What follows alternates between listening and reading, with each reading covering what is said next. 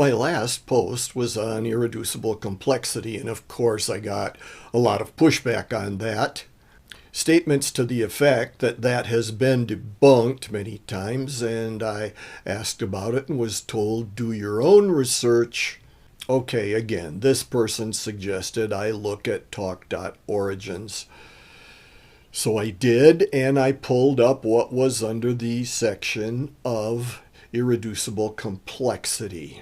There were 3 or 4 articles. I picked one that said the irreducible complexity challenge is just silly. So I thought, if it's that silly, I will look at that article. This article talks about Mullerian's 2-step process, and a comment in it says, as a scientific explanation, the Mullerian 2-step is extremely general and powerful since it is independent of the biological specifics of the system in question.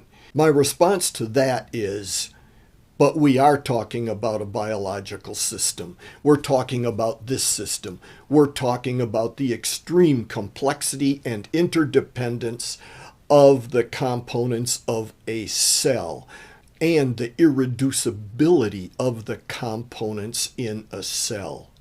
Anyway, let's look at the example that's presented.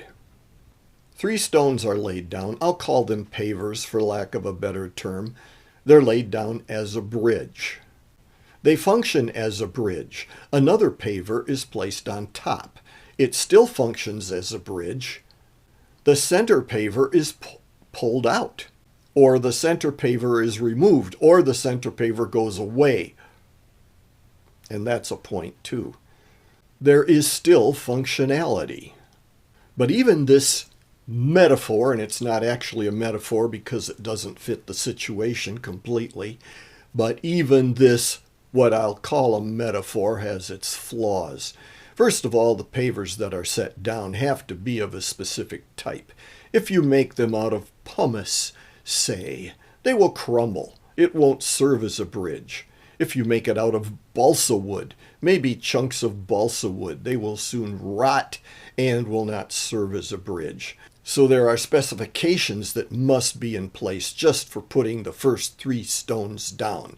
Then you're going to put a stone, or, no, I'm not going to say that. You're not going to put a stone. A stone somehow gets placed on top of the 3 other pavers. For that stone to function by itself, there has to be some size restrictions. Either the center paver must be smaller than the 2 outside ones if the other 3 are the same size, or the 4th paver that's put on top has to be larger than the stone or the paver that was in the center. Otherwise, when the paver in the center comes out, the paver on top will just fall through and the bridge will not function. And then the paver that's on the top has some restrictions on it too. It can't be made out of pumice. And whatever it's made out of, it has to be thick enough to function, as whatever it is that has weight is walking over this bridge. Even if it were made out of granite, it can't be a 1/4 inch thick granite or an 1/8 inch thick granite. So there are material specifications on this metaphor. There are size specifications on this metaphor. And then when the 4 pieces are put together with the paver on top, and let's say it is put together as shown in this picture, the center paver comes out. How does that happen? Why does that happen? Does it just erode away?